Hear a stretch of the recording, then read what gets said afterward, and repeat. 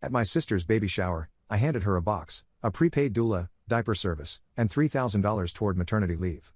She looked inside, then roared, "Trying to buy your way into relevance?" The room laughed. I took the box back, smiled, and said, "Guess I overspent." 10 minutes later, her phone lit up. Service cancelled. Account closed. Then came the rent app notification, also reversed. I used to think kindness always paid off eventually, that if you gave people enough of yourself, they'd see it, they'd value it. That was before my sister's baby shower, before I stood in the middle of a sun-drenched living room, holding a box I'd spent weeks planning and saving for, and watched her turn it into a joke in front of everyone. I'd put real effort into that box, not just money, but time and thought. A prepaid midwife service with glowing reviews, because I knew how anxious she was about the hospital system. A year-long diaper subscription because that stuff adds up fast, and I figured she'd want to focus on the baby, not errands. And $3,000 straight from my savings so she wouldn't have to worry about work right away. I even lined the box with a soft muslin wrap, folded perfectly like some Pinterest photo. It was everything I wished someone had done for me when I was going through a rough time. When I handed it to her, the room got quiet. Everyone was watching, our cousins, her friends, even our parents, who were pretending not to take sides. She opened the box, looked at each item slowly, and then said it, "Are you trying to buy your way into my life?" Just like that, loud enough that the whole room heard. Then she laughed, and the others did too. Even my mom chuckled into her glass. I didn't say anything right away. I just looked around, trying to find someone who looked uncomfortable, but no one did. So I reached forward, took the box back, smiled, and said, "I guess I overpaid." 10 minutes later, while she was chatting with someone about paint colors for the nursery, her phone buzzed. Once, twice, then a few more times. I saw her pick it up. Her face changed. She looked confused at first, then irritated. I'd already walked outside by then, got into my car, and pulled up the app. Cancelled the midwife booking, closed the diaper account, and transferred the money back. Then I opened the other app and killed the rent payments too. She was living in the apartment I helped her get, my name was on the lease. I'd been covering half the rent because she said her boyfriend was still between jobs. They both were, technically. By the time I got home, she had texted me 3 times, then called twice. I didn't answer. I knew what was coming. That night, my mother called. Didn't even ask how I was, just launched into how I'd embarrassed my sister, and how important family events not to act petty. I let her finish, then told her something I'd never said out loud before, that I was done with all of it. She didn't respond right away, just hung up. I stayed up that night scrolling through photos on my phone, birthdays, holidays, moving days.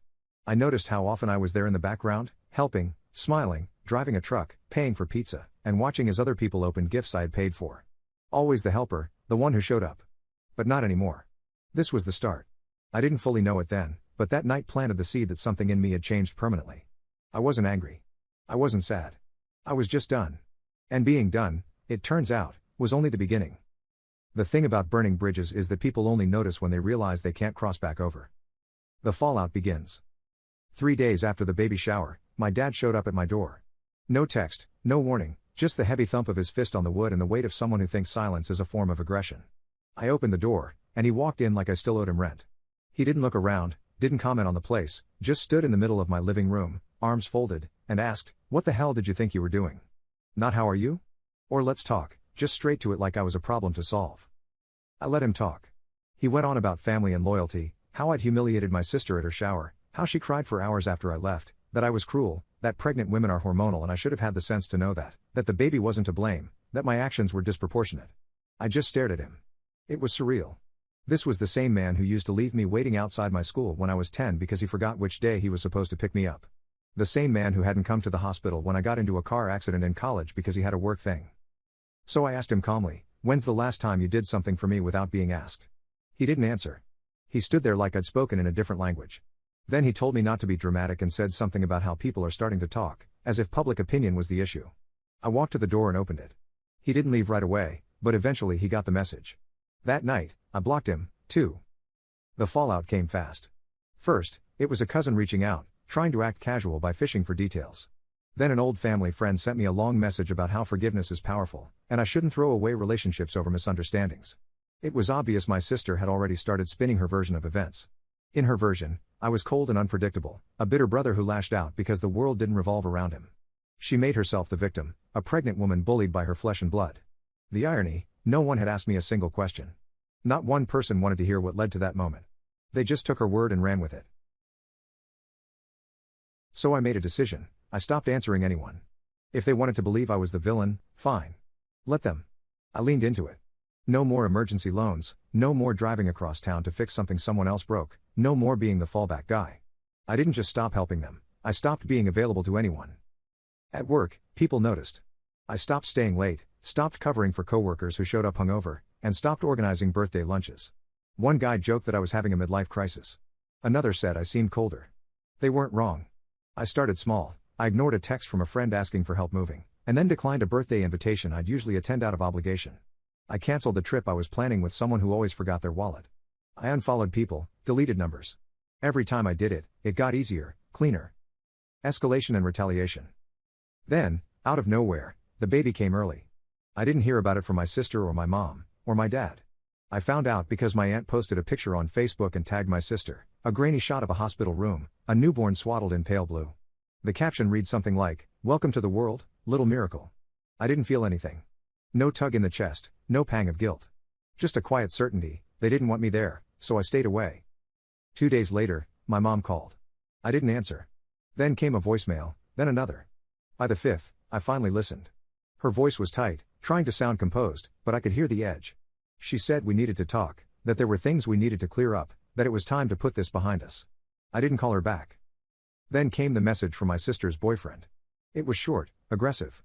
He said if I didn't step up and do the right thing, they'd make sure I couldn't show my face at another family event without people knowing what kind of person I was, that I was selfish, vengeful, a coward. I saved the message. Didn't respond. But I knew what was coming next. They weren't done, not by a long shot. A week after the baby was born, I got a letter in the mail. A real letter. No return address, just my name handwritten, almost shaky, like someone did it in a rush or with too much emotion behind it. Inside was a printed photo of the baby. No note, no explanation, just the photo.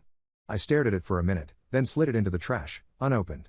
That might sound cold, but by then I had already accepted what this was, not a family dispute, not a misunderstanding. This was war, and it had rules I'd never played by before. A day later, someone tried to log into one of my accounts. I got a password reset email from my bank, then my Netflix, then my Amazon. My guess, my sister or her boyfriend, or maybe even one of the cousins, someone who had access to my Wi-Fi once or borrowed my phone at some point. I spent the night locking everything down. New passwords, two-factor authentication. I even called the bank to put a flag on my account. It wasn't paranoia, they were already playing dirty. A few days after that, my landlord texted me. He said he got a call from someone claiming to be me, asking about the terms of my lease. When he wouldn't give any info, they tried asking about subletting. They even asked if someone else could move in using my name. I told him to ignore it, thanked him for letting me know, and added another lock to my front door that night. Then came the real punch, my job. I was called into HR on a Tuesday. They'd gotten an anonymous email claiming I had anger issues, that I'd made threats against my family, and that someone feared I might act out at work. It was full of vague accusations, nothing specific, nothing actionable, but just enough to make the company cover its bases. I wasn't suspended or fired, I was just spoken to. But the damage was done. People at the office started treating me differently, like I might snap at any moment, like I wasn't the guy who used to organize the charity raffles and bake sales. I was now the guy with issues. I knew where it came from. I knew it was deliberate. My sister wasn't just hurt, she wanted to destroy me. Taking control. So I decided something, I wasn't going to play defense anymore. I was done being cornered. That weekend, I drove to the apartment where my sister and her boyfriend were staying. I didn't knock. I didn't even get out of the car. I parked across the street and sat there for 10 minutes, just watching. When I got home, I pulled out the lease documents, the ones I'd signed, the ones where my name was still on the property. I made a few calls, started the paperwork to remove myself from the lease. I wasn't just cutting them off financially, I was erasing the part of my life where they even existed. Then I pulled out an old hard drive loaded with photos, documents, backup files, years of birthdays, and text screenshots. I started organizing everything, not because I needed proof of anything, but because I finally understood something. I was the only one who had kept records. They relied on the assumption that I'd always be the quiet, generous one. Not anymore. The night I filed the formal termination for my financial ties to them, I slept better than I had in months. And when I woke up the next morning, there were no texts, no calls, no emails. Just silence. But it wasn't peace, because they weren't done. And the next time they came for me, they wouldn't come quietly. It wasn't subtle. I came out of work and saw the back window of my car was smashed in. Glass everywhere. Nothing taken, not even my gym bag or the loose change in the console, just destruction for the sake of it. At first, I thought maybe it was random, until I saw the paper tucked under the windshield wiper. Printed, not handwritten, no signature, no smudges. You can pretend we don't exist, but we're still your family.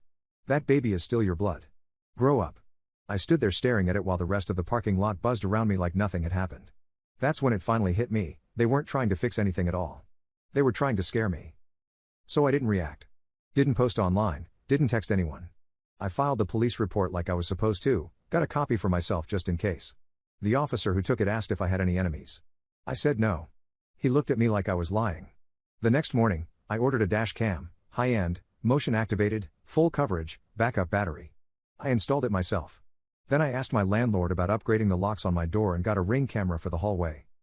That weekend, my building's mailroom got hit. Packages torn open, letters scattered.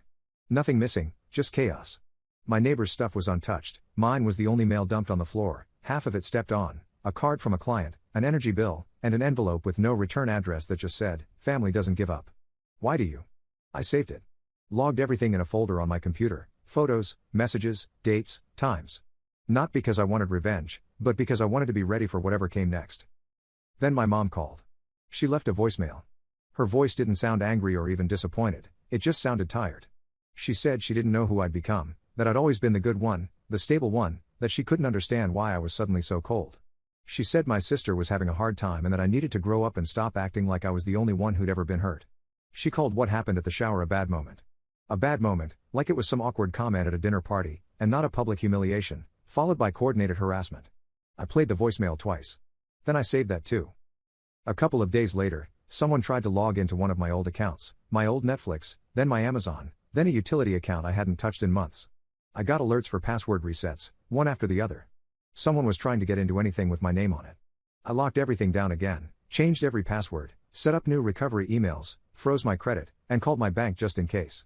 That night, I stayed up until 3 a.m. sorting through all the old family group texts. I screenshotted every message where I'd offered help, lent money, driven someone somewhere, fixed something, or given something. It was like watching myself from a distance, the guy who always said yes. I didn't recognize him anymore. Turning the tables. The final hit came a few days later. I was called into HR at work. They said they received an anonymous email, a long one. It claimed I was unstable, that I had anger issues, that I'd threatened my family, that someone feared I might bring those issues into the workplace. It was written just vague enough to sound serious. HR said they didn't believe it, but they had to talk to me and document it, just in case. They told me not to worry, but of course I did. Reputation is currency, and mine had just taken a hit. After that, people at work looked at me differently. Not in an obvious way, but I felt it. Less eye contact, shorter conversations, fewer invites to lunch. One guy even asked me if everything was okay at home, and I couldn't tell if he was being kind or fishing for gossip. That night, I sat in the dark with my laptop and opened a new folder. I named it Evidence. Inside it, I saved everything, every screenshot, every voicemail, every printed photo. I wasn't saving it for court, not yet. I was saving it because, for the first time in my life, I finally realized something. They didn't just want me to come back, they wanted me to kneel. So I did the one thing I knew they'd never expect. I called a lawyer. I laid everything out, the harassment, the vandalism, the messages, the work situation. I didn't say I wanted to sue, I said I wanted options. She told me I wasn't overreacting, that I'd done the right thing documenting everything, that if this escalated, I had a case. And then she said something that stuck with me: sometimes you have to burn the village to rebuild it. So I made a list, and the first name on it wasn't my sister's. It was my mother's. By the time I walked into the lawyer's office again, I wasn't asking questions anymore. I came with answers. I had spent the last few days going through everything. Messages from old phones, deleted chats I pulled from backups, even my mom's emails from when I used to help her with her taxes. The story they were building about me, angry, unstable, dangerous, it was all narrative, and I was going to destroy it. I told the lawyer I wanted to take legal steps to protect myself. I didn't just want restraining orders, I wanted a formal dissociation. I asked about ways to sever ties financially and legally. I'd already taken my name off the lease, but I wanted to make it official in every way. No more emergency contacts, no shared accounts, no insurance ties, nothing. She nodded and said, "We begin." But what I didn't expect was what happened that night. I got home, and there was a car parked in my spot. At first, I thought it was some neighbor or delivery guy. I walked over and knocked on the window. The man inside turned his head and smiled like he knew me. It was my uncle. I hadn't seen him in years. We were never close, he lived 2 states away and always acted like he was too busy for family functions, which, in hindsight, probably made him the smartest one. He stepped out of the car and handed me a flash drive. No explanation, just said, "You'll want to see what's on this." Then he got back in and drove off. I stood in my apartment for 10 minutes, just holding the thing, wondering what the hell was happening. When I plugged it in, I found dozens of files, videos, audio clips, screenshots, emails. Turns out, my uncle had been watching all of this unfold from a distance. He didn't like what he saw, and apparently, he had access to an old group chat my mom and sister used to complain about me. He had kept records. He didn't trust them either. There were voice messages of my mom laughing about how soft I'd become, about how easy it was to make me do things. My sister mocked how I always showed up like a desperate puppy. My dad said I'd never have a real family because I was too wrapped up in everyone else's. There was even a recording of them discussing what to say in the email to my job, which, as it turned out, was written by my sister's boyfriend and sent from a burner email they thought couldn't be traced. I sat there listening to it all, and for the first time in weeks, I wasn't angry. I was calm. Because now I had leverage. I called the lawyer the next day and told her I had proof of coordinated harassment. She told me this changed everything, that we could press charges, that we could make formal demands, that I could go public if I wanted. But I didn't want a headline.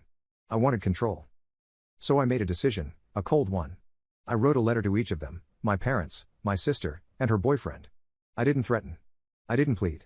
I stated the facts. I told them what I had. I told them what would happen if they continued. I attached one audio clip to each envelope, just a taste. Then I ended the letter with a sentence I knew they'd understand: I am not part of this family anymore. I mailed the letters and left town for a week. Turned my phone off. No email, no social media. When I got back, there were no messages, no letters, no mysterious packages. But there was one voicemail. It was my mother. Her voice was shaking. She said she didn't know he had recorded them, that it was all just venting, that she never meant for things to go so far, that they were scared now, that they wanted to talk. I didn't call her back. I sat at my kitchen table, replayed the message, and realized something: they didn't want me to forgive them. They just wanted me quiet. And this time, they weren't going to get what they wanted. Quiet after the storm. I expected more chaos, more attacks, more attempts to claw their way back into my life through guilt or manipulation. But after I sent those letters and dropped off the grid, everything just stopped. No one showed up. No one called. No cousin reached out just to check in. It was like the whole system went dark. For 2 weeks, there was silence. Then I got the invitation. It came in a plain envelope, my parents' return address. Inside was a folded piece of paper with nothing but a line: family meeting. Sunday. No drama. Just talk. It almost made me laugh. After everything, they wanted a family meeting. No drama, like it was a boardroom presentation and not the fallout of years of being taken for granted, manipulated, and finally retaliated against for daring to draw a line. I didn't plan to go, but the night before, I sat in my apartment and thought about that baby, my nephew, a kid who didn't choose any of this, who was being raised by people I couldn't trust in a family that used kindness as a means to an end. And I realized something: maybe it wasn't about showing them anything anymore. Perhaps it was about showing me that I meant what I said. So I showed up. Sunday, 4 p.m. my parents' house. I parked on the street, walked up the driveway, and rang the bell. My dad opened the door, stepped aside without saying a word. Inside, everyone was already there: my mom, my sister, her boyfriend, even my uncle, who surprised me, though maybe it shouldn't have. He didn't say much, just nodded when I walked in. The tension in the room was thick, but no one raised their voice. No one played the victim this time. They knew better. My mom tried first, said they had made mistakes, that things had spiraled, that no one expected it to go that far, that families hurt each other sometimes, but always find their way back. My dad didn't say much, just nodded along. My sister barely looked at me. Her boyfriend stared at the floor. Then they asked what I wanted. I told them I wasn't here to forgive them. I wasn't here to hug it out. I wasn't here to help with the baby or the rent or anything else. I told them I didn't owe them anything anymore, and that any relationship with me from now on would be on my terms, terms they'd follow or they'd never hear from me again. I laid it out like a contract: no more requests for money, ever. No surprise visits. No guilt trips. No whisper campaigns behind my back. And above all, respect. Not just when things were going well, always. My sister tried to speak. I cut her off. You burned me, and then you tried to bury me. I'm still standing. So from now on, you treat me like someone who matters, or you stay out of my way. They didn't argue. They didn't protest. They knew I had everything: the recordings, the screenshots, the truth. When I stood to leave, no one followed. No one begged me to stay. I got in my car and drove home with the windows down, not because it was a symbolic gesture or anything, I just wanted to feel the air. That was 6 months ago. Since then, things have been quiet. No one's asked for anything. No one's pushed back. They invite me to family things, but never expect a yes. They don't speak for me anymore. They don't twist the story. If they talk about me behind my back now, they do it with caution because they know what happens if they don't. Now, they respect me. They fear me, maybe a little.